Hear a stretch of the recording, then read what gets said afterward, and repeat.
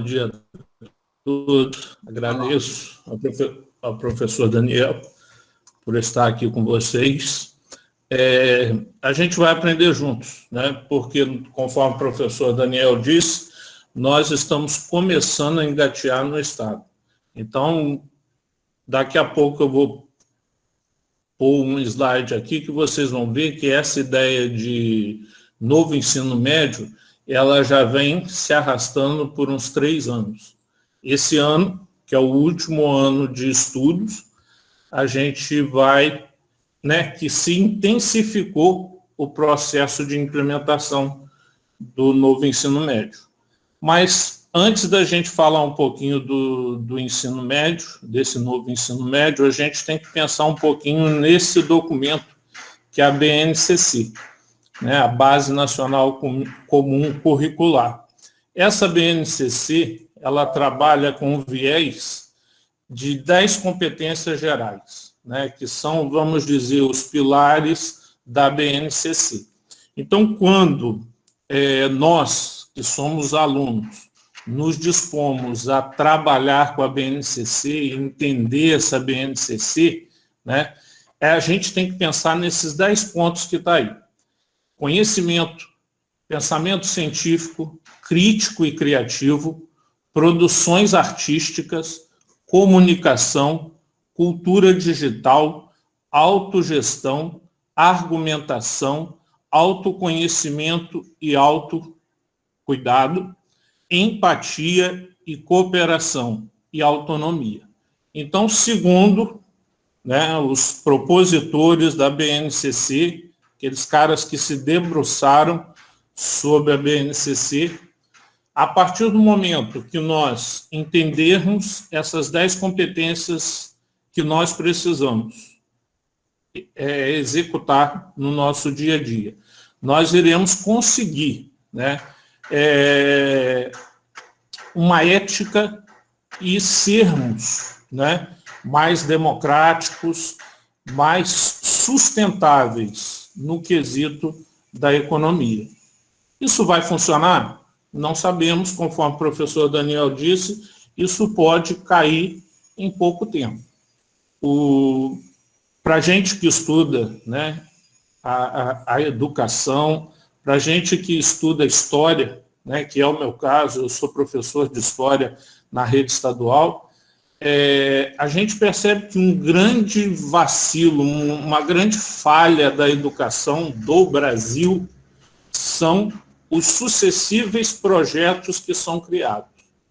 Cada um que entra lá no Congresso, ele se propõe a alterar o projeto educacional brasileiro. E isso faz com que nós, como estudantes, percamos qualidade. Existem países aí para fora, principalmente, me parece que a Noruega, o presidente, quando ele entra no governo, ele assume o governo, um dos compromissos básicos dele é cumprir o projeto educacional do país. E se a gente for ver, muitos países estão há anos-luz na nossa frente. Por quê? Porque existe uma sequência de projetos. Então, não tem esse negócio. Gustavo se elegeu presidente, ele cria um projeto educacional. Aí, posteriormente, o Silvio é eleito. Ele cria um segundo projeto educacional. E isso dificulta o aprendizado, isso dificulta a linearidade educacional no nosso país.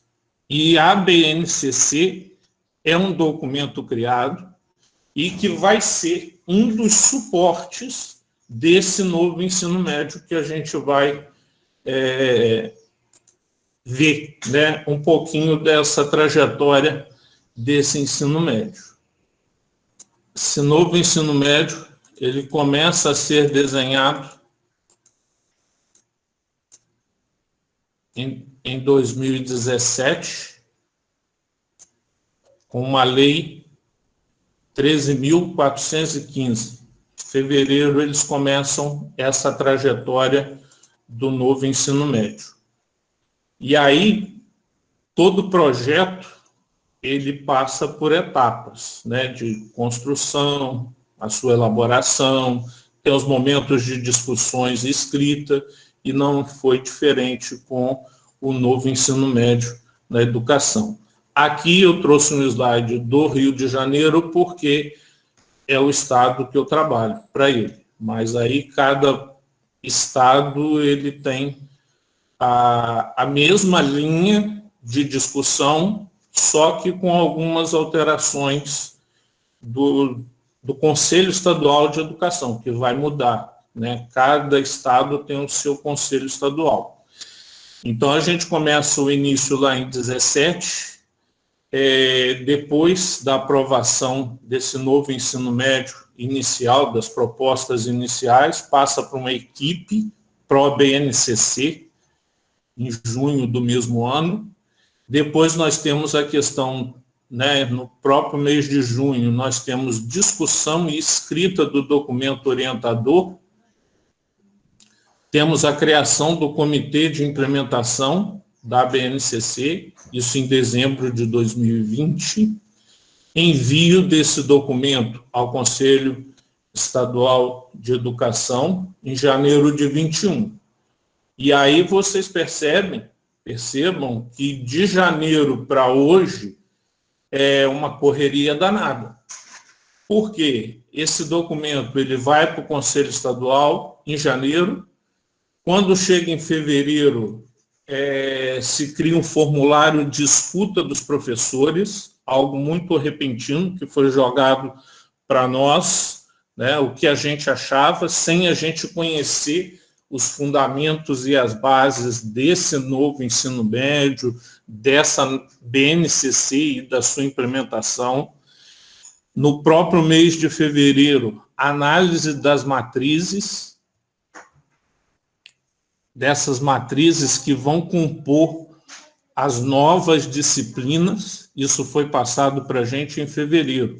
Então, as competências e habilidades, elas tiveram, nós, professores, tivemos acesso no mês de fevereiro. E aí a escola ela ficou de ser responsável por montar um formulário para escutar os estudantes em abril. O que eles queriam, quais seriam as opções que eles queriam que fizesse. Rapidinho. Pessoal, estão vendo que a gente está lidando com uma situação que está acontecendo agora, na crista da onda?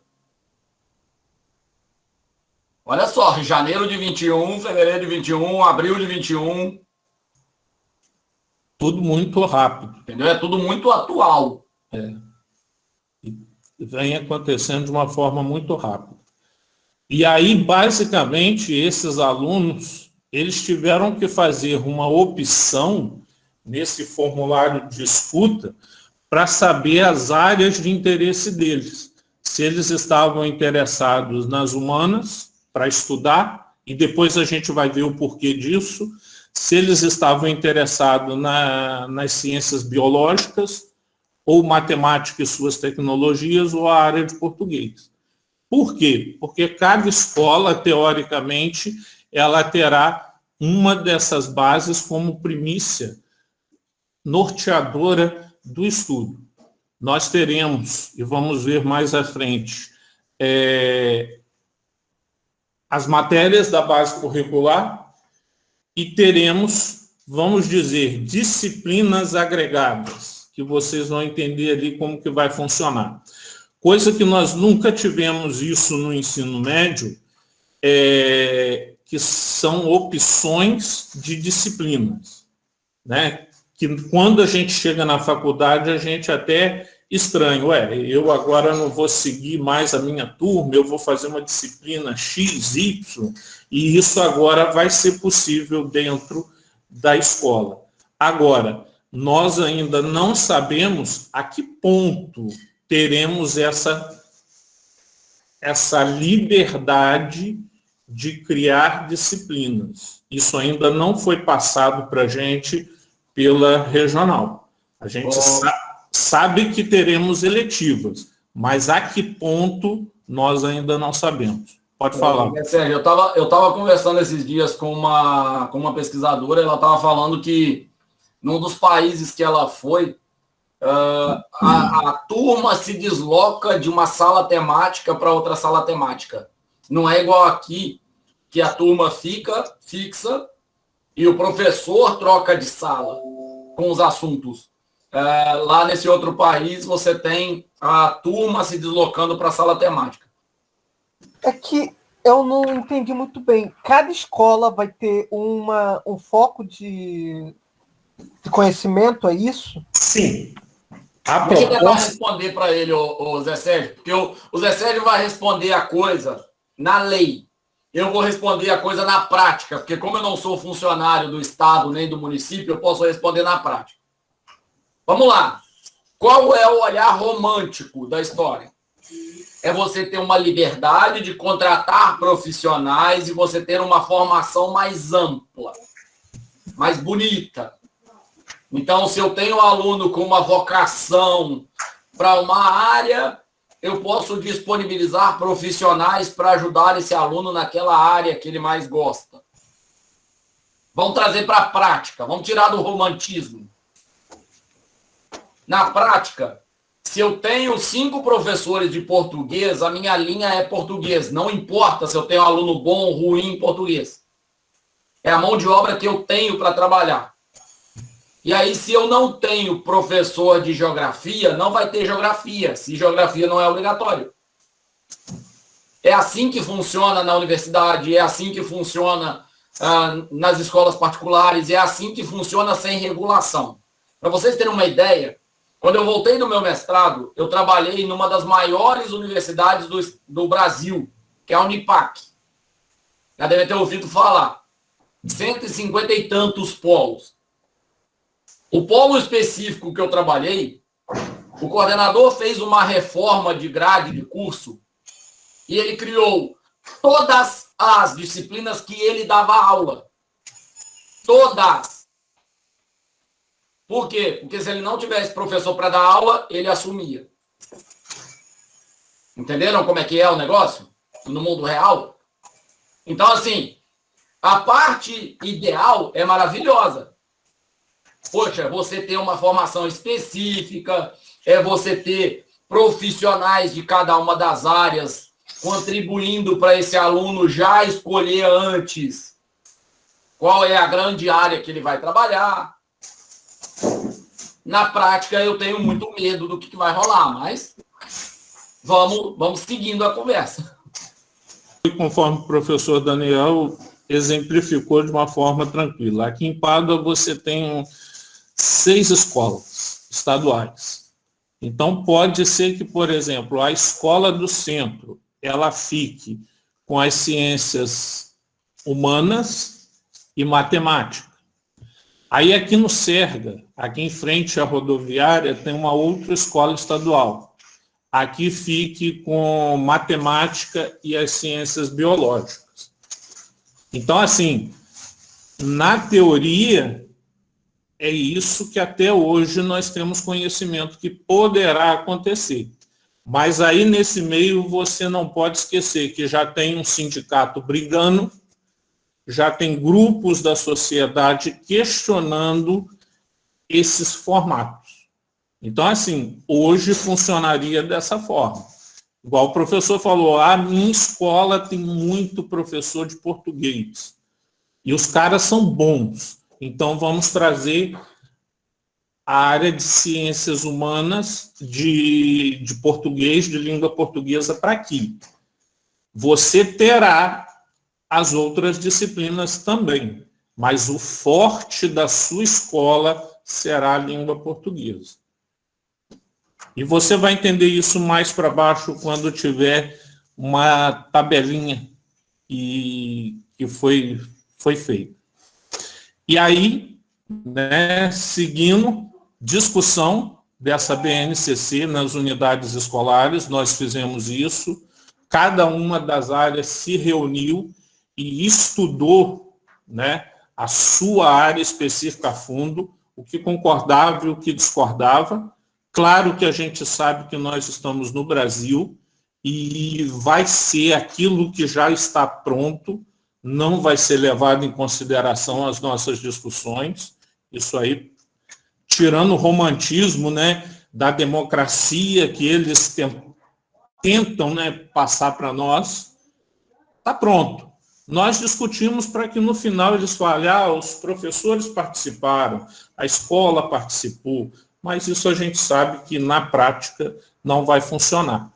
Esse documento que nós criamos, né, estamos criando nesse mês de junho, ele vai ser remetido para a SEDUC, que a nossa aqui em Santo Antônio de Pádua fica em Itaperuna, e automaticamente em julho ao Conselho Estadual de Educação. É assim que está sendo essa trajetória até agora. Então, basicamente, nós podemos pensar que os alunos eles terão 2 blocos a ser pensados. Um é o núcleo básico, igual para todos os estudantes. Então, nós teremos disciplinas que serão obrigatórias a todos os estudantes. Nós aqui que estamos na sala, se tivéssemos na escola ainda, lá no ensino médio, estudaríamos juntos, na mesma sala, algumas disciplinas. Português e matemática, obrigatória para os 3 anos. As demais, ainda vamos ver como vai ficar. Não se tem ainda uma ideia de qual a disciplina vai diminuir a carga horária, qual disciplina vai permanecer. Isso ainda não foi passado pela regional para as escolas. E teremos um outro bloco que os estudantes poderão escolher em quais conhecimentos irão se aprofundar. Então, você estuda o basicão de todas as disciplinas, mas você pode optar por aprofundar uma disciplina ou na outra. Outra coisa que está lá no novo ensino médio é que todos os alunos deverão desenvolver o projeto de vida. O professor Daniel já até falou um pouquinho sobre essa questão do projeto de vida. Então, nesse projeto de vida, o que a gente tem conhecimento e que funciona até hoje, por exemplo, aqui em Santo Antônio de Pádua, tem o Barão de Tefé, que é a escola ali do centro de Pádua. Essa escola tem um curso formado para os alunos, né, que quiserem ir para lá, eles saem como técnicos administrativos. E lá tem uma disciplina de projeto de vida. Como é trabalhado essa disciplina lá? Trabalho em formato de projetos. Então, como que o aluno pode se desenvolver, como ele pode se tornar um aluno autônomo, como ele pode ser criativo na profissão que ele optar, e por aí vai. Essa é o conteúdo trabalhado dentro desse projeto de vida. Não sabemos se teremos alterações. E aí, muito de oficina e aprendizagem significativa. Essa é a ideia inicial que vai ser passada para a gente, que foi, né, até o presente momento. Matriz curricular, todos os componentes curriculares serão incluídos na BNCC e os itinerários formativos compostos. Conforme eu disse para vocês antes, os alunos não têm até o presente momento essa oportunidade de eletividade. Quando passar a vigorar esse projeto, esse novo ensino médio, os alunos terão essa oportunidade de escolher disciplinas. Projeto de vida, conforme vocês viram, ele é obrigatório, e os componentes da área curricular. Deixa eu pular aqui um pouquinho para vocês entenderem a matriz curricular parcial. Ela será dessa seguinte forma. nós teremos as disciplinas bases, que todo mundo já estudou, português, matemática, filosofia, geografia, e teremos os itinerários formativos. Esses itinerários, geralmente aqui para nós foi passado que teremos 3 possibilidades de escolhas. A implementação desse novo ensino médio, ela começa em 2022 e acaba de ser implementada em 2024, tá? Por quê? Porque não teremos, a partir do ano que vem, todo mundo nesse novo ensino médio. Quem serão os alunos que vão ser contemplados, vamos dizer assim, por esse novo ensino médio? O aluno de primeiro ano. Aí, quando for em 23, teremos os alunos de primeiro e segundo. E 24, fechando as 3 séries.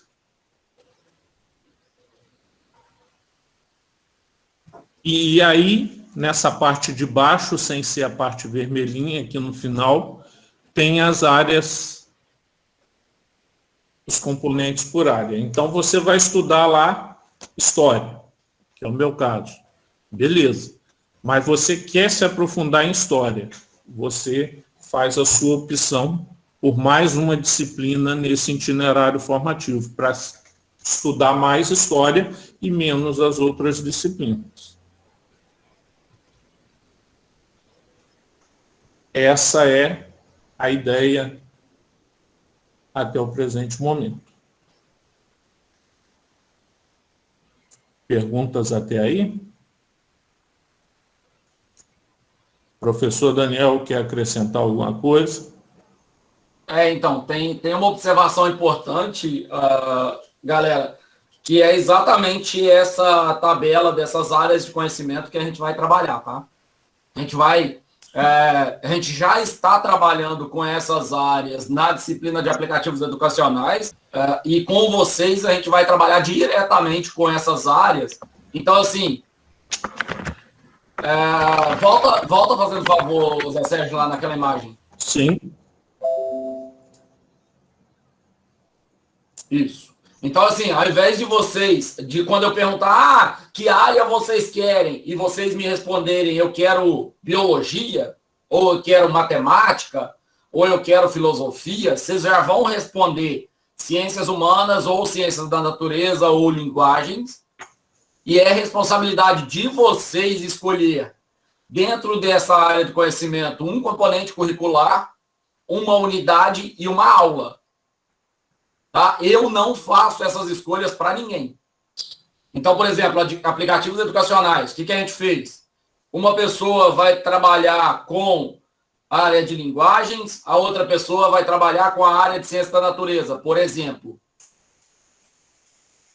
Entenderam como é que é? A gente já vai fazer as divisões, claro, seguindo o que vocês gostam de trabalhar, que área vocês mais se identificam. A gente não está aqui para normalizar conhecimento. Então, não, nunca gostei de física. Ok, então o Daniel Malvadão vai chegar e vai dizer que você tem que fazer trabalhos em física. Não, você vai fazendo aquilo que você gosta. E aí, a gente já vai seguindo essas normas e essas diretrizes da BNCC. Beleza? Então, já tirem print dessa imagenzinha, já fiquem atualizados. Tem uma imagem que eu vou mostrar depois para vocês. Isso que o Zé Sérgio está mostrando é do ensino médio. Quando a gente vai para o fundamental, isso muda um pouquinho. Mas você vai ter as áreas, você vai ter os focos. E percebam, tem coisa que melhora muito e tem coisa que é muito arriscada. Então, por exemplo, eu preciso ensinar, como professor, né? Eu preciso ensinar para todo mundo na mesma profundidade matemática? Não. Nessa nova roupagem, nessa nova modelagem é mais interessante. Agora, eu consigo equiparar.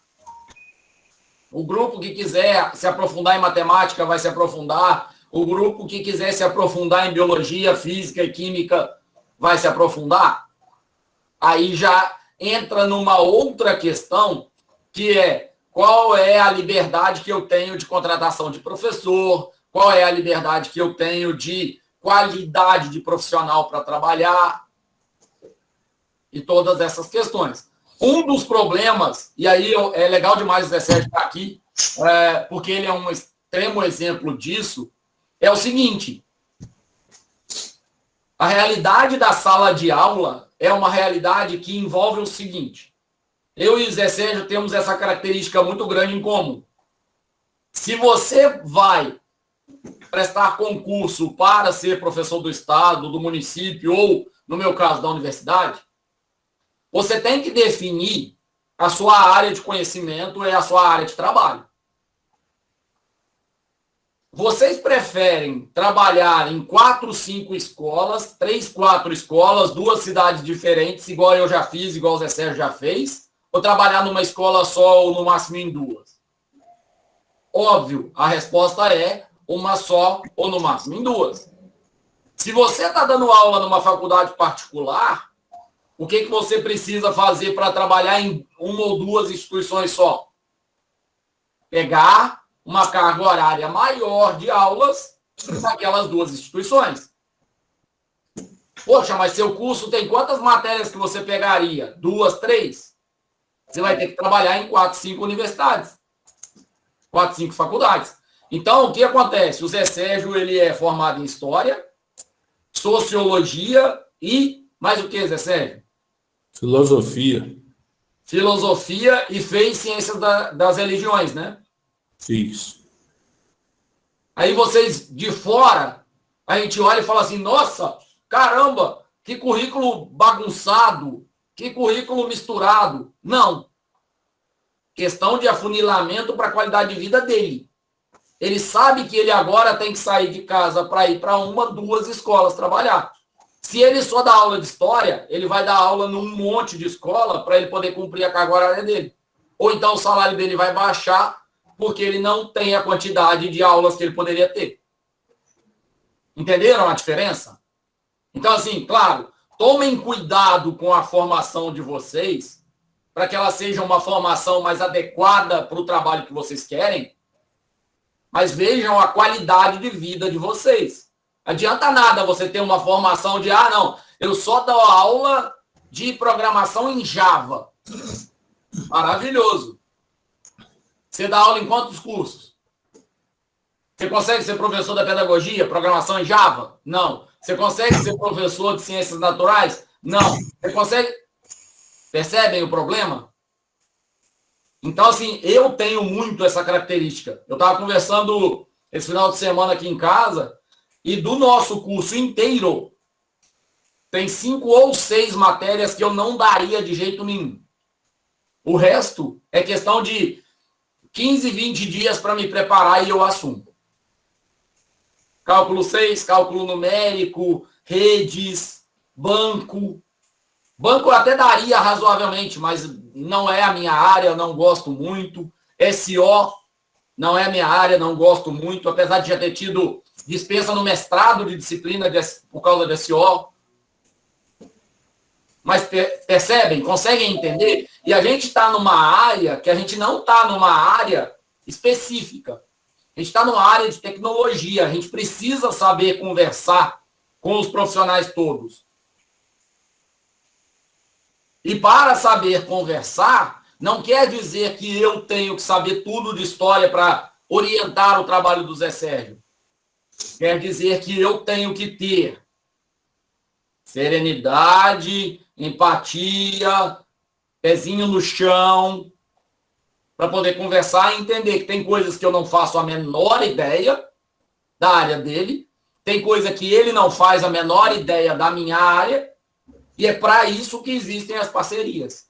E não essa bobagem de, não, mas eu tenho que saber tudo. Bobagem. Você vai fazer doutorado em todas as áreas? 4 anos para história, 4 para filosofia, 4 para sociologia, você vai trabalhar que dia? Você vai viver que dia? Você vai fazer um curso superior para cada uma das áreas? Entenderam como é que é? É esse nível de conversa que a gente precisa transitar. Vamos conhecer como é que está o modelo, vamos ter uma formação adequada para trabalhar, mas vamos também conversar sobre formação de vocês, qualidade da formação, direcionamento de carreira, porque dentro da faculdade é o lugar para você experimentar um monte de coisa e fazer direcionamento de carreira. Mãos à obra, Zé Sérgio. Ok. Você só vai poder fazer a escolha quando você estiver nessa parte dos itinerários formativos. Lá em cima, na base comum curricular, você tem que cumprir as disciplinas. Biologia, física, química, matemática, português, você tem que fazer. Agora, nós ainda na escola não sabemos o quanto vai ser reduzido essa base comum.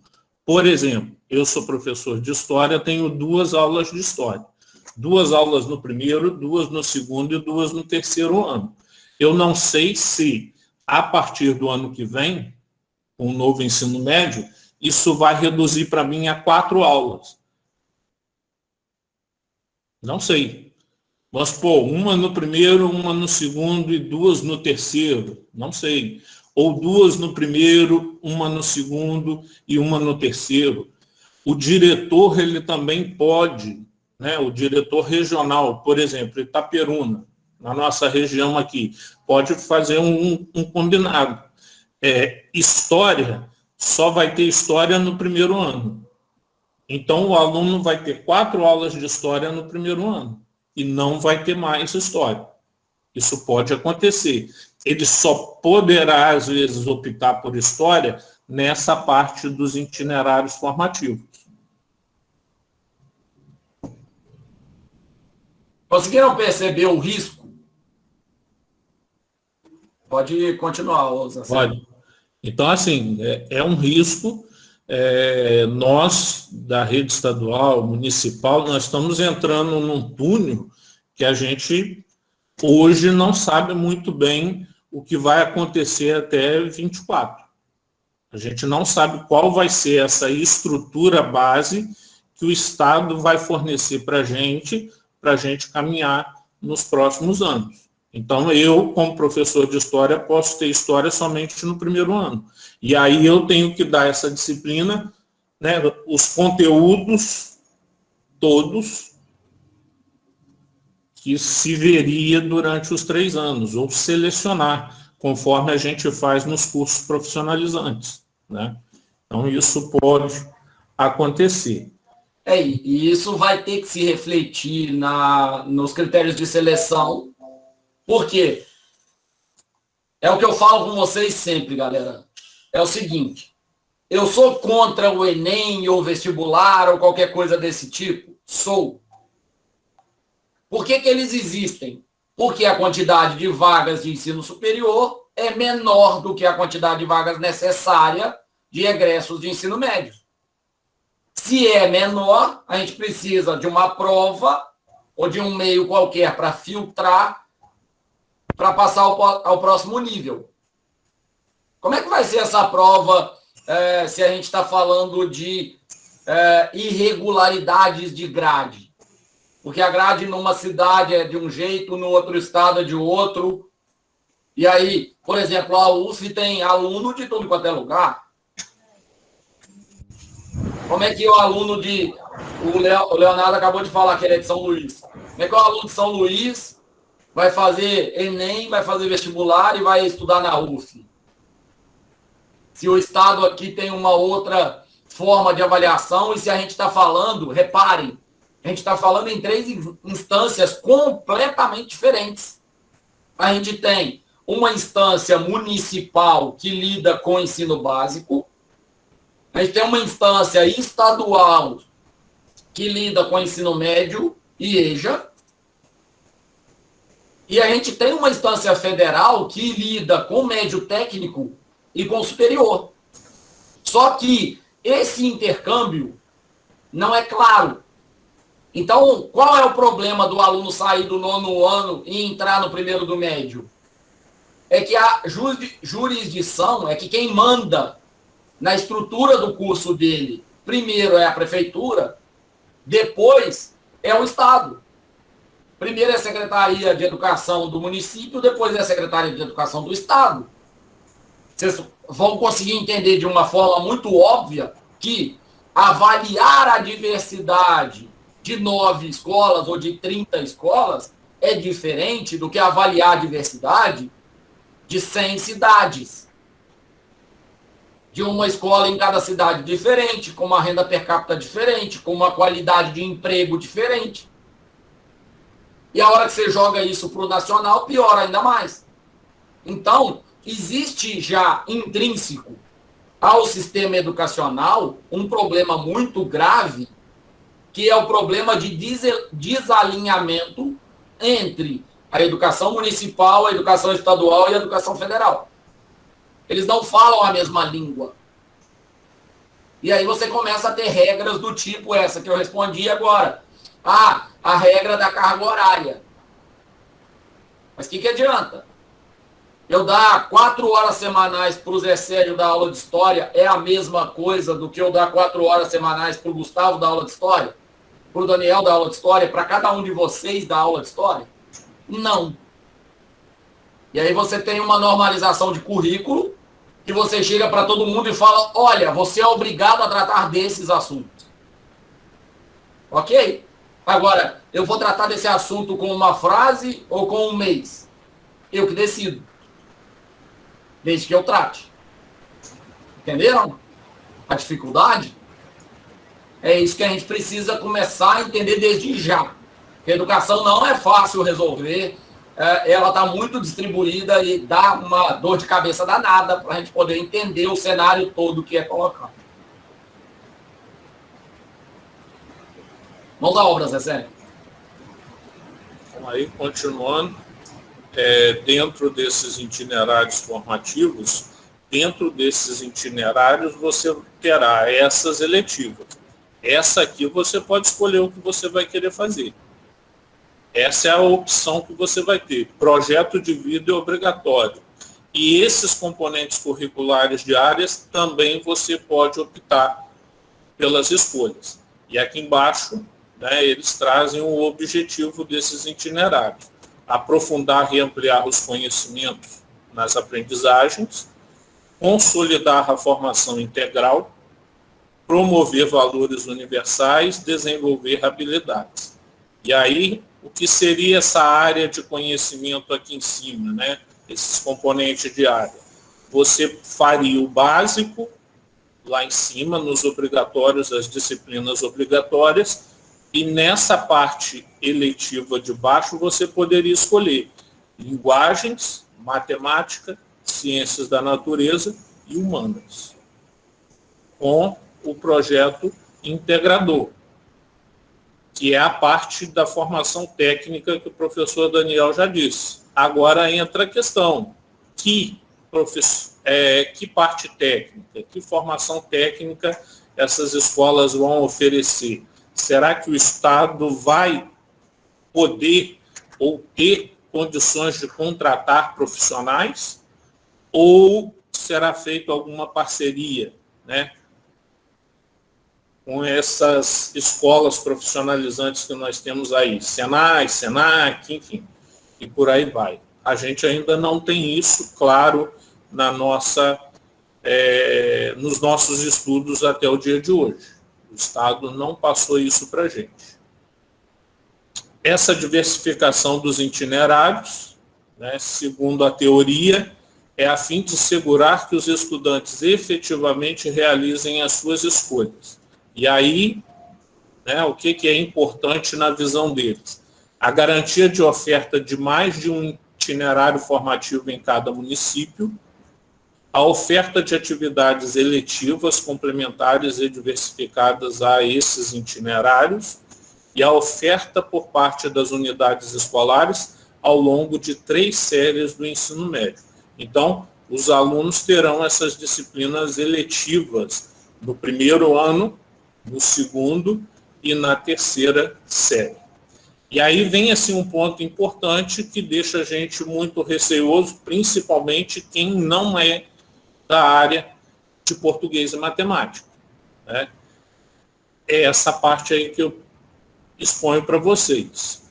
é obrigatória a oferta das disciplinas de matemática e língua portuguesa em todas as séries do ensino médio. Conforme eu disse, história, o pessoal da educação, eles podem organizar só história no primeiro, ou só história no segundo, ou só história no terceiro, eles podem jogar, né? Coloque história e geografia, tudo no primeiro. Segundo, sociologia e filosofia, e no terceiro, né, com os itinerários formativos, pode acontecer isso. Os demais componentes curriculares poderão não estar presentes em todas as séries, que é o que eu acabei de falar. Hoje eu dou aula nas 3 séries. Eu pego meu aluno no primeiro, segundo e formo ele. Posso, a partir do ano que vem, não mais fazer isso, né? Culminando isso em 24. As ofertas de itinerários formativos de acordo com o perfil da comunidade. E aí, como que eles vão saber esse perfil da comunidade? Naquela consulta que eu disse aqui, ó, formulário de escuta dos estudantes. Eles vão se basear naquele tópico lá para decidir aquele tópico baseado nessa escuta dos estudantes que foi feita aqui no mês de abril.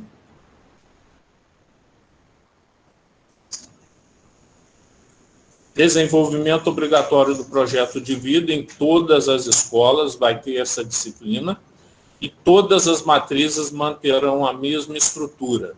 O diferencial está nos componentes da área dos itinerários. Então, se eu estudo no SERGA, eu vou ter a mesma base para ir estudar no Barão, como vou ter a mesma base para estudar no Leonel.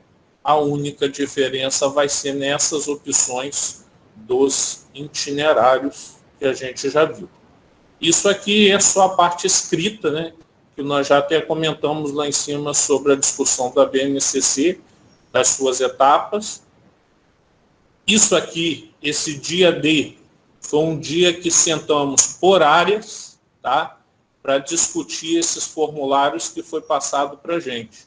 Esses formulários, eles tinham introduções e analisava as competências que cada um iria discutir nos seus conteúdos futuramente. Tá? Então, isso daqui por área. Sentou o pessoal da matemática, estudou, analisou as competências e habilidades das suas disciplinas. Sentou o pessoal de humanas e analisou. E aí, já enviamos a resposta para o pessoal que pediu. Tá? Também uma continuação, né, falando sobre cada área, tivemos que preencher.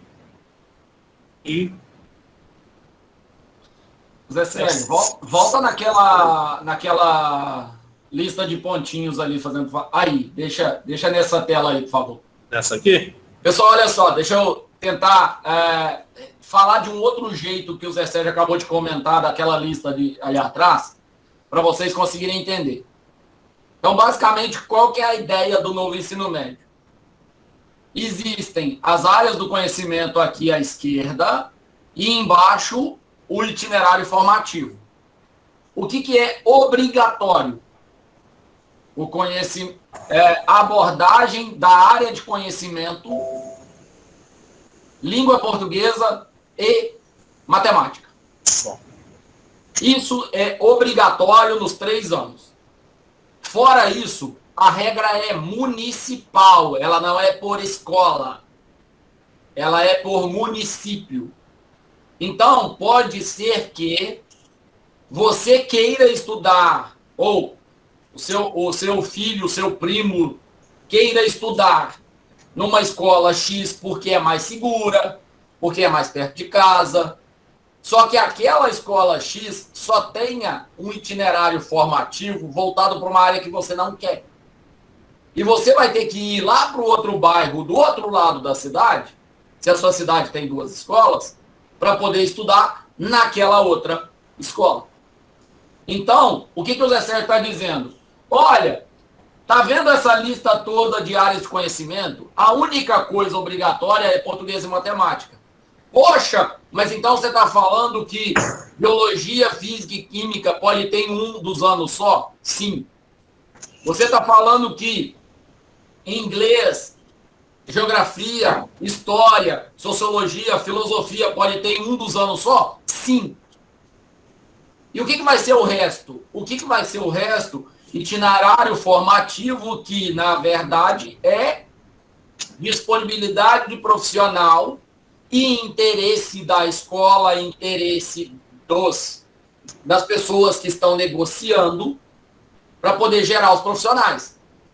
Aí você pega essa informação que ele acabou de mostrar. Detalhe, essa apresentação que o Zé Sérgio está mostrando é uma apresentação que foi utilizada pela Secretaria de Estado do Estado do Rio de Janeiro na capacitação aos professores.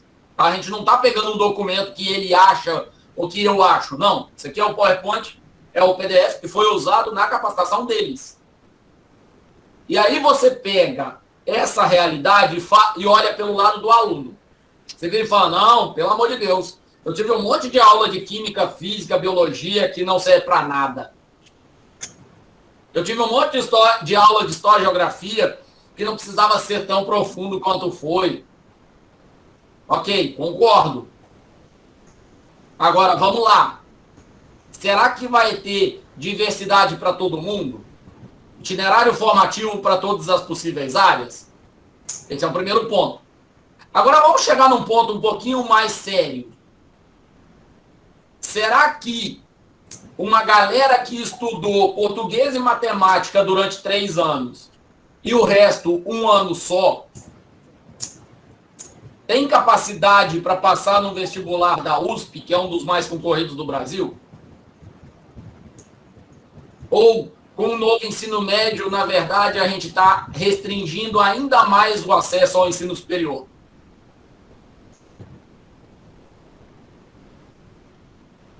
Será que a FUVEST vai mudar o vestibular dela? Agora você não tem mais que fazer uma prova de física, química, biologia, filosofia na prova escrita? Você só tem que fazer na prova de segunda fase?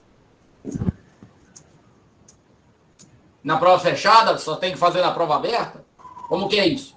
Então, vejam, a gente está no meio de uma reforma, a gente precisa entender qual é a realidade dessa reforma. Não é uma realidade que os profissionais das escolas estão confortáveis, muito pelo contrário, eles estão brigando, lutando e tentando entender como é que a coisa funciona. E aí, vocês vão chegar, a partir do ano que vem, para estágio, no meio desse turbilhão,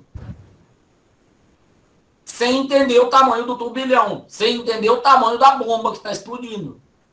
Então, cuidado com a realidade que vocês vão encontrar, porque vocês, obviamente, vão encontrar gente que acha maravilhoso só ter português e matemática, porque, afinal de contas, eu vou ter profissional para trabalhar rapidamente na minha empresa. Vocês vão achar gente que é completamente contra o novo ensino médio. E dentro desse espectro, né, de gente que é completamente a favor ou completamente contra, tem de tudo. E o que a gente precisa de vocês? Que vocês tenham clareza do momento que a gente está vivendo, porque na hora que vocês chegarem para os estágios, o cenário vai estar caótico, extremamente caótico. E aí você vira e fala, nossa, mas a aula... Calma. Você entendeu o contexto da aula? Você entendeu que antes, no tempo de vocês e no tempo da gente, o vestibular era aos 17, 18 anos, depois do ensino médio? Agora o aluno tem que decidir isso quando estiver no 9º ano? Porque ele vai ter que decidir. A família dele vai decidir se ele vai para a escola A, B ou C. E é lógico que a maior parte das famílias que tem um nível de conhecimento mais baixo vai decidir o quê? Mais perto de casa, onde tem o amigo, onde tem o parente, onde sua tia trabalha. Só que a hora que você escolhe para uma criança de 9º ano qual é a escola que ela vai fazer o primeiro do médio, você, no novo ensino médio, está escolhendo todo o itinerário formativo dela. Porque ela não tem capacidade depois para poder trocar de itinerário formativo de uma escola para outra. Vocês já imaginaram? Primeiro ano vai ser numa escola que dá ênfase em ciências da natureza. O segundo ano vai para linguagens. E aí?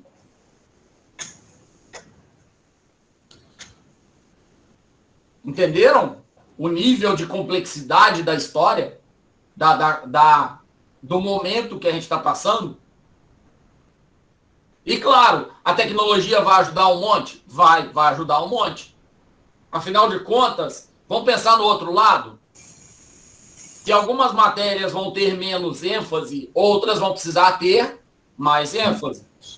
O que vocês acham de ir 5 dias por semana para a escola, ensino integral, 7 da manhã, 4 da tarde, tendo aula de ciências humanas? Haja, né? Cansa a cabeça. Você vai ter uma outra aula de uma outra matéria, mas o seu itinerário formativo é todo de uma área só. E como é que você melhora a qualidade do ensino?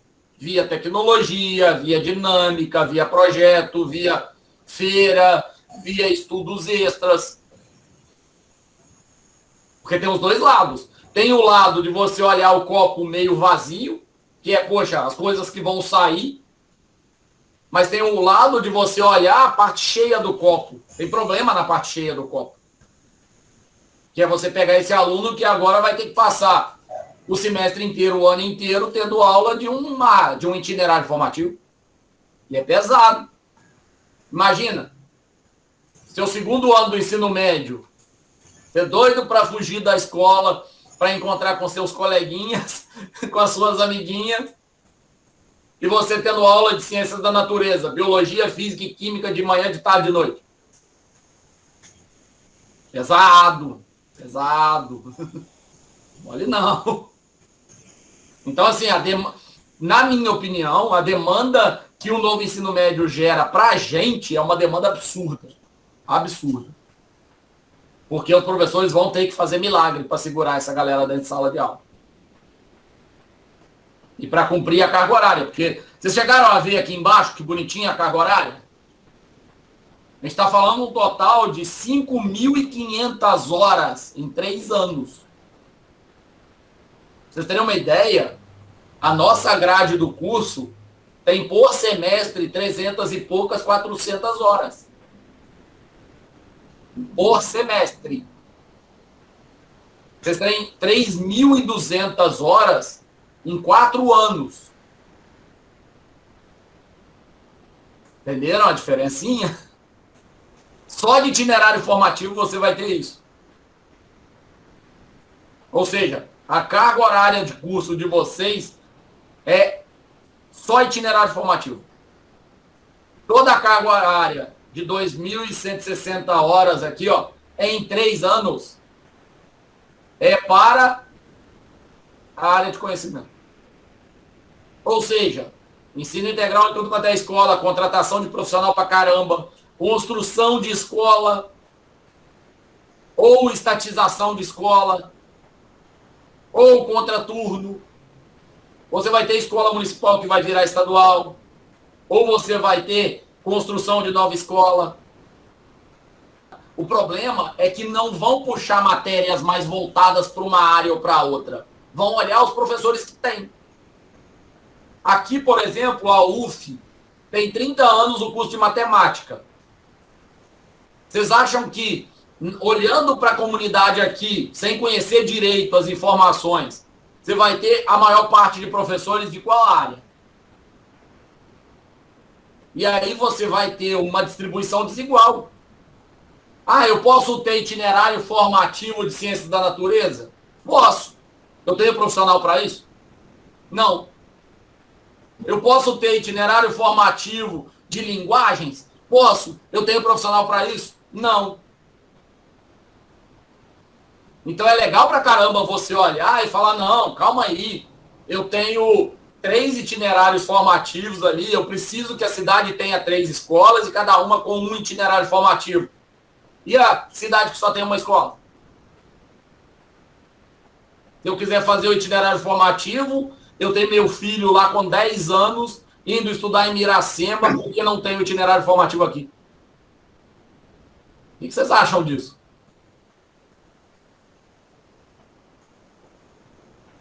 Qual cidade aqui em volta, Zé Sérgio, que tem uma escola só estadual? Eu acho que a Peripé tem 2. É a que tem menos. Aqui em Paraíso Tubias tem uma também. Paraíso, né? Então. Aí você o tem que pessoal escolher. daí vai para Miracema, né? Mas aí Paraíso é pertinho de Miracema, dá para ir. Eu acho que a menor que, assim, eu tenho conhecimento é a Peribé com 2. Aí você pega a Peribé.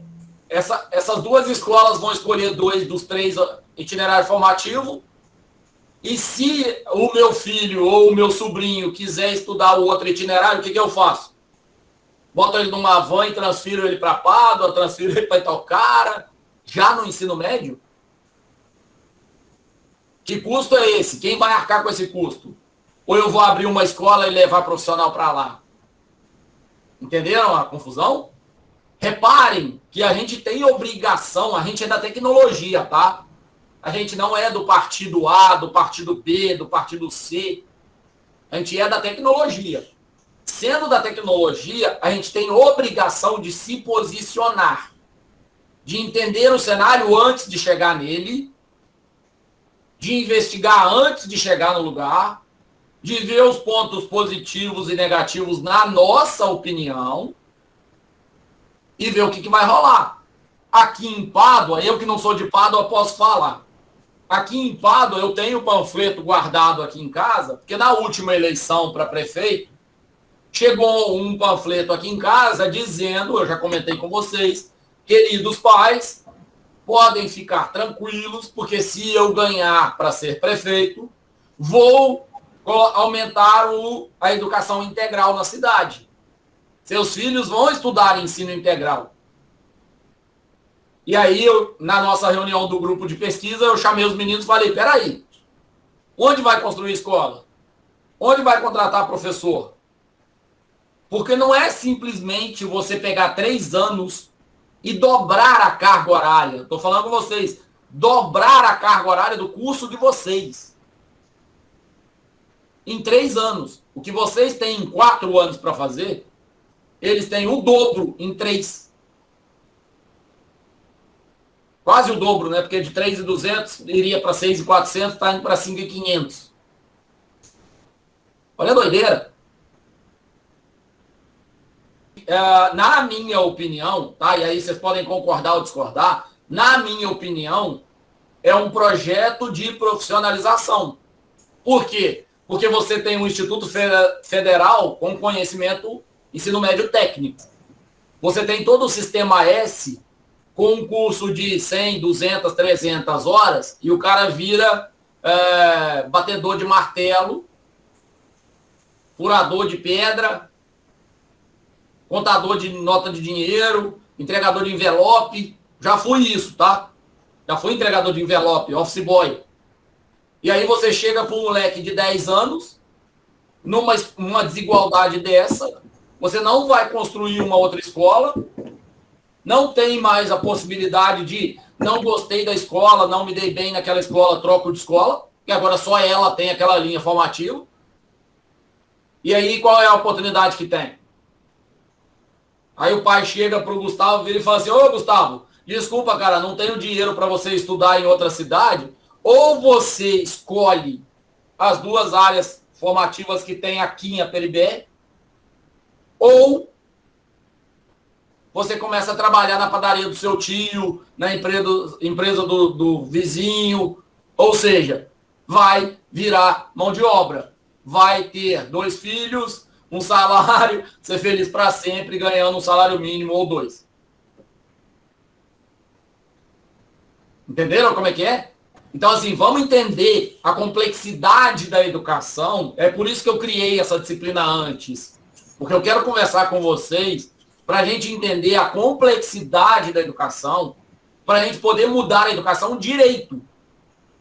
Não é brigar porque fecharam uma escola. Às vezes fechar uma escola faz sentido. Não é brigar porque estão mudando o ensino médio. Às vezes mudar o ensino médio faz sentido. É entender a complexidade das coisas para brigar fazendo sentido. Por exemplo, em Betim, Minas Gerais, eu não sei nem se eu já contei isso para você, Zé Sérgio Gustavo. Em Betim, Minas Gerais, um prefeito fechou uma escola. Sabe por que ele fechou a escola? Porque era mais caro manter a escola do que pagar transporte para buscar os alunos na casa deles, levar para um outro bairro e levar de volta na casa deles. Porque a escola requer segurança, requer manutenção, requer equipamento, material de consumo. E aí ele chegou, fez uma reunião com a comunidade do bairro e disse, olha, a gente tem 10, 12 alunos frequentando essa escola, não faz sentido, o custo para manter essa escola é extremamente alto, então vamos fazer o seguinte, eu vou dar transporte para todo mundo, o transporte vai vir na porta da casa de cada um de vocês, vai levar o filho de vocês em segurança para a escola, no bairro do lado, e eu vou fechar essa escola. Tudo bem para vocês? As famílias aceitaram e ele fechou a escola. Então, cuidado com essas coisas bitoladas de você olhar para o negócio e falar não gostei, ou gostei. Não é assim. As coisas na vida não são preto ou branco, as coisas na vida são cinza. E é você que vai dar o tom de cinza que você quer olhar. Você acha legal pra caramba o prefeito fazer uma live no hospital mostrando a reforma do hospital? Você acha legal pra caramba ele fazer uma live dentro da UTI Covid mostrando que tem leito vazio? Entenderam o que eu tô falando? É você julgar adequadamente cada uma das coisas. É bom pra caramba fazer a live? É. É importante pra caramba divulgar o balanço? É. É legal pra caramba ele entrar na UTI Covid pra mostrar que tem leito vazio? Eu não acho. Entenderam? Então, assim, poxa, eu quero ajudar muito o Zé Sérgio. A minha área é história. Eu gosto muito da área de história. Aí você chega na escola para fazer estágio e o Zé Sérgio dá 4 horas de aula no primeiro ano. Aí você vai no primeiro ano de estágio, PPE 1 e 2, maravilhoso naquela escola. Na hora que você chega no PPE 3, você olha e fala, mas peraí, cadê o Zé Sérgio?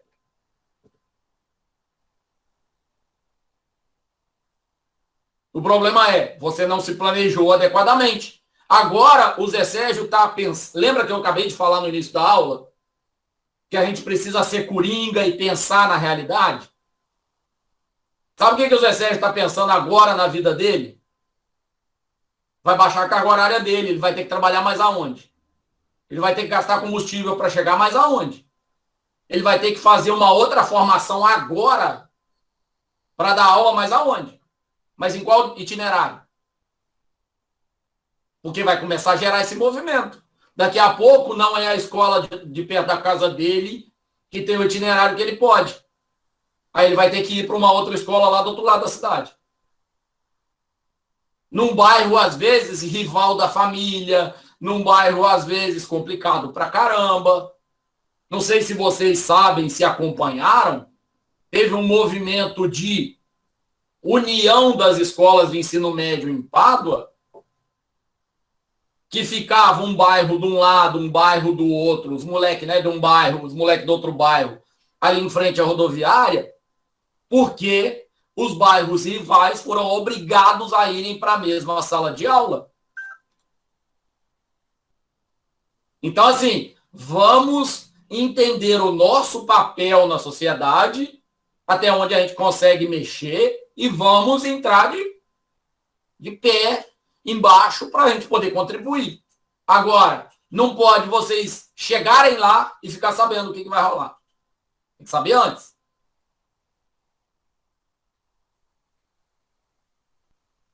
Então, o Zé Sérgio ainda está naquele tempo político das esperanças. Eu já não tenho muita esperança, viu, Zé Sérgio?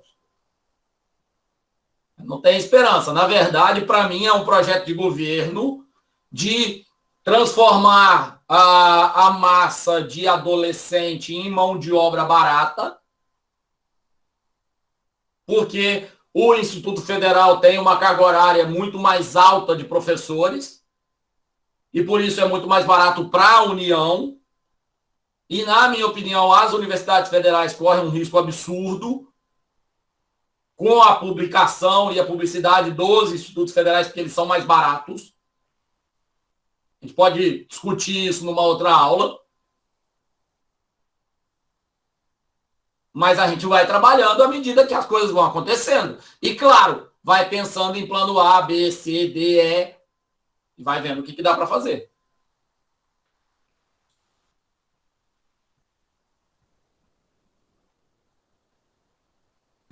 Professor, Diga. Existem duas mudanças básicas que é o que a gente ainda torce. Tá? Essa questão base da BNCC, das disciplinas, ok. Mas, assim, a gente ainda torce para que essa base ainda continue, pelo menos com o número de aulas, tá? História com duas, geografia com duas, que isso se mantenha e que a escola ainda exista, que tenha possibilidade de oferecer os 4 formativos. Essa é uma coisa assim básica para diminuir essa discrepância social. Então, conforme você disse, né, meu filho, ele vai poder ir para a escola aqui do Cerca e ali dentro ele faz a opção 1, 2, 3 ou 4. Então, isso já ajudaria muito no processo de modificação do que existe hoje, né? Que hoje é discrepância total. Mas se mantiver as disciplinas e a quantidade de aula e essa opção dentro da escola já seria um alento, vamos dizer assim, um alento momentâneo. Então, é que no final das contas, o que está se tentando é reduzir a carga horária de alguns professores e aumentar a carga horária de outros, né? E no final das contas, é que a gente precisa lutar para mudar a sociedade aos poucos. Tá? Concordo plenamente com você que vai ter cada vez mais gerações menos críticas. Que bom que as pessoas não percebem que, por exemplo, para quem gosta de LOL, o Chaep, que é um dos apresentadores, estava fazendo live da CPI Covid esses dias, na Twitch. O que para mim é uma gotinha de esperança. Que é um cara que está usando esse cenário para pelo menos discutir a situação. Não quero que vocês tomem posição A ou B, eu quero que vocês tenham clareza na posição de vocês.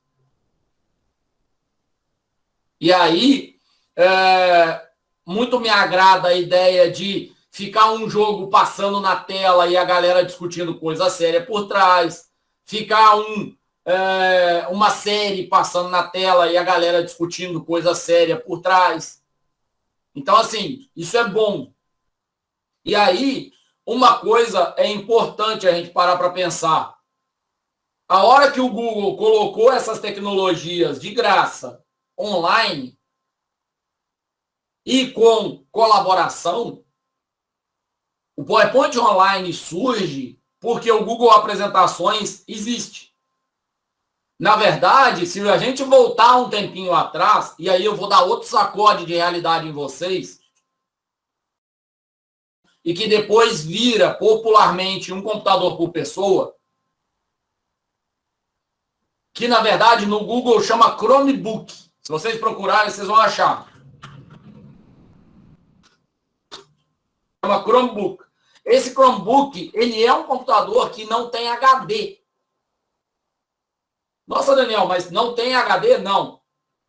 A ideia do Chromebook é um notebook onde você acessa a internet e você tem todas as informações na nuvem. Google Drive, Google Apresentações, Google Docs e coisas do tipo. E a gente teve agora há pouco tempo, eu estou precisando inclusive recortar esse vídeo, Deve ter umas 2 semanas que a gente teve uma coisa do grupo de educadores Google que chama GIG Summit, que é a nossa reunião anual. Nessa reunião anual estava o criador do GIG na América Latina. E, obviamente, a gente fica calado e fica mais quieto para fazer pergunta, porque sabe que as nossas perguntas são um pouco mais capciosas do que o normal. Eu não vou perguntar nada para ficar fazendo palanque pro cara. Vou fazer pergunta séria. E aí eu esperei um pouquinho, silêncio. Esperei mais um pouquinho, silêncio. Levantei a mãozinha pelo Google Meet e fiz a pergunta para ele. E a pergunta que eu fiz para ele foi o seguinte: levando em consideração exatamente as desigualdades do país, o que o Google está prevendo para daqui a pouco? Porque não adianta muito você colocar tecnologias gratuitas se você não tem uma internet estável, gratuita, disponível. Não adianta nada o Chromebook existir se quem pode comprar o Chromebook é quem mora no centro da cidade. Porque vai ter uma internet mais estável. Quem vê esses jogos que eu citei vai lembrar que quase todo final de semana tem pause, porque nos lounges das empresas, das equipes de jogo, cai a internet no meio da competição nacional. Então, assim, a gente não está falando de uma qualidade de internet que é ruim em Pádua. A gente está falando de uma vergonha da internet. E aí foi essa pergunta que eu fiz para o cara do Google. E a resposta que ele me deu foi: o Google acabou de cancelar o projeto dele de balões. Não sei se vocês seguiam. É um projeto de levar balões com roteamento de internet para determinadas regiões do país, do planeta. Distribuindo internet gratuitamente nos lugares que precisa. Só que, claro, tem um custo de manutenção muito alto, tem um custo de estabilização do balão muito alto.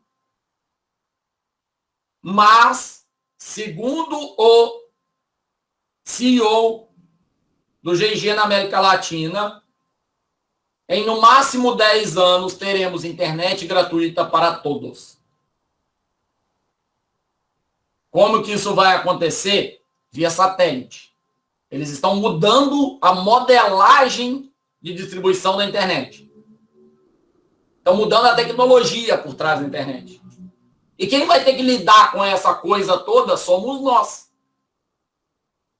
Quem vai ter que lidar com todo mundo ter internet para acessar somos nós. Na verdade, não é gratuito, livre e aberto para todo mundo. Você vai pagar uma taxa de transmissão, mas você vai pagar R$30 e vai ter em casa. Você não vai ficar pagando R$60 para o cara chegar no meu prédio aqui em Pádua, por exemplo, virar e falar assim: não, eu não, ô senhor, desculpa, não posso instalar internet para você não. Porque eu não tenho ponto de rede aqui. E aí eu virar para ele e falar: cara, mas vocês demoraram 15 dias para não instalar. E aí ele virar e falar: não, então vou resolver. Aí ele puxa um RJ45 de alguém e põe o meu. Mas o que eu estou dizendo é que isso vai ser popular e abrangente. Não é experimental numa região do país. E não vai ser super cara, porque a gente está falando de conglomerado de empresas grandes.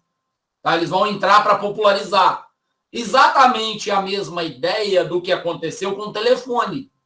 Conversem com os pais de vocês. O meu pai, para ter telefone, ele tinha que alugar uma linha. Era caro pra caramba. Então, isso vai melhorar muito, só que tomem cuidado, porque tem o outro lado da moeda. Que é, sua família, seus tios, suas tias, usam a internet para quê? Mandar figurinha no WhatsApp, conversar no grupo do Facebook e do Instagram, não é? Então tomem cuidado. Às vezes, ter internet livre não significa ter um uso adequado e ter uma um aproveitamento adequado da tecnologia. Se você chegar no Rio, em algumas áreas, também não vai ter.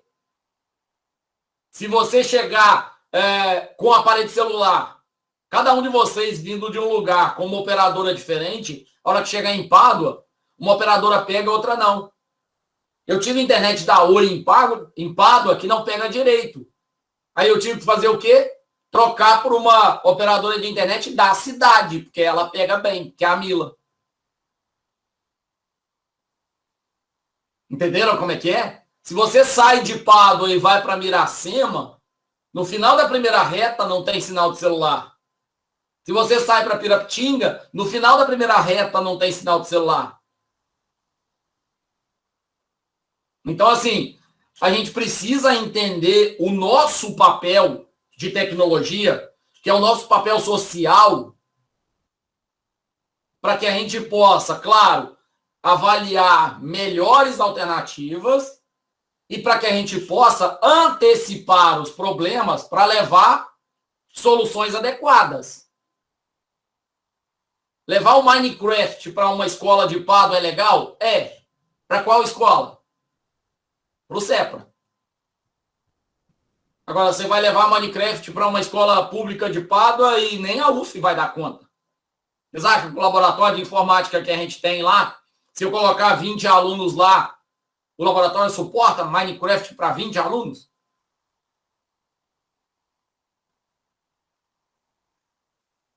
Não suporta. E, pô, a gente está falando de Universidade Federal, cara. É caro pra caramba manter esse negócio.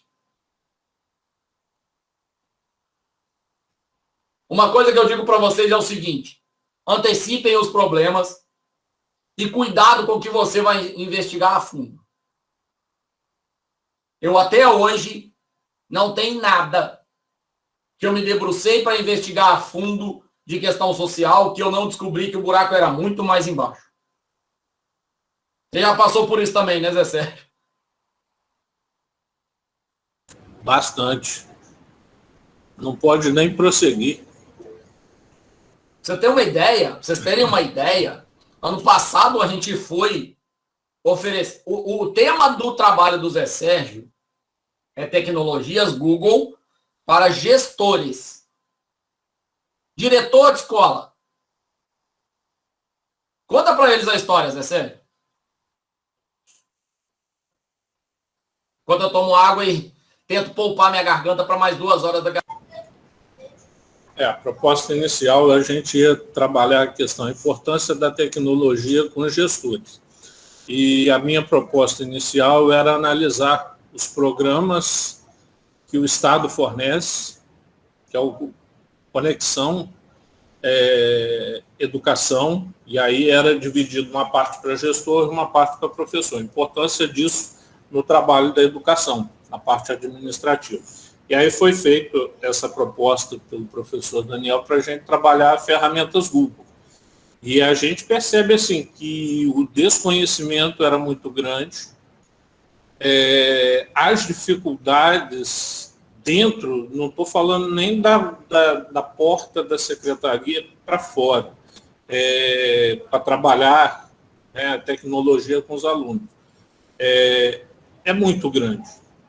Por desconhecimento do gestor, nós aí, partindo daí, a gente foi tentar ajudar os gestores, eles queriam que ajudasse os professores. Nós fizemos uma qualificação, um trabalho de capacitação, não só com eles, mas também aos professores. E assim, ouvimos, temos certos relatos assim muito preocupantes. Tem um caso que a moça da escola teve que ir na casa da professora para poder mostrar onde era a câmera, para ela gravar as aulas online. Enfim, muitas coisas que a gente ainda precisa de melhorar. A gente acha, às vezes, a internet é um problema, mas nós temos outros enormes para tentar ajudar a educação. Sim. A proposta de gestão, de trabalhar com essa questão da gestão, é porque eu fui, durante 2 anos, diretor adjunto. E o quanto nós não tínhamos valor. Geralmente, os cursos que surgem, os cursos para os professores. E a gestão, secretaria, né, o pessoal administrativo, basicamente, não recebe essa ajuda, essa contribuição no decorrer da profissão. Eles têm que correr atrás por conta deles. E aí surgiu essa ideia de trabalhar com os gestores. E teve uma passagem genial, se não fosse trágica, que foi assim, ó. Pessoal, tudo jóia? Então, nós estamos fazendo um projeto, vamos fazer capacitação dos diretores. A resposta que eles deram para a gente foi, não, a gente não quer. Os professores precisam mais. Tá, gente, calma. A gente vai fazer a capacitação aos professores também, em outro horário, em outro dia. Não, mas também a gente não quer. Capacita a nossa secretária, o nosso secretário. O nosso projeto, meu Zé Sérgio, mostra para todo mundo que a necessidade que essa galera tem é a necessidade de conhecimento básico. Pra vocês terem uma ideia, todos os bolsistas que eu tive até hoje, que não eram da universidade, eu tive que criar e-mail, colocar o meu próprio e-mail como recuperação dele, para ficar acompanhando as atividades da Bolsa. No EJA, todos os e-mails que são criados pela instituição, pelo IFE, por exemplo, pela escola, por exemplo, e é muito frequente o aluno chegar e falar, não sei a senha. Então, assim, existe uma demanda absurda de tecnologia que a gente consegue contribuir e a contribuição ela é rápida. Por quê? É a gente começar a se preparar com 1, 2 semanas de antecedência e entregar um manual direcionado para essa galera. Então, se vocês verem lá o canal do YouTube, que eu coloquei no ar no início do ano, final do ano passado, na verdade, vocês vão perceber que é pegar a tecnologia, estudar um pouco, ver como a gente pode ajudar adolescente, professor, gestor, gente da secretaria, e a gente ajudar. Sabe quem é a secretária de uma das escolas que a gente foi visitar? Uma aluna da UF, de Educação do Campo. Que formação Educação do Campo dá para uma pessoa ser secretária de um curso, de uma escola? Trabalhar com arquivo, trabalhar com organização de documento. Nenhum dos nossos cursos dá essa formação, mas é o que a gente tem de profissional. Então, qual é a nossa obrigação? Identificar essa demanda, correr atrás, estudar, identificar a alternativa, propor a alternativa, levar como projeto voluntário, buscar um projeto de bolsa e contribuir para a sociedade inteira. No final das contas, claro, formar o nosso currículo e aumentar a probabilidade de vocês se inserirem no mercado. Entenderam como é? Então, assim, o nosso grupo trabalha com isso, vários grupos do nosso curso trabalham com isso, e é esse alinhamento que a gente precisa ter. Identificar a demanda, identificar a necessidade, começar a querer contribuir, começar a querer ajudar.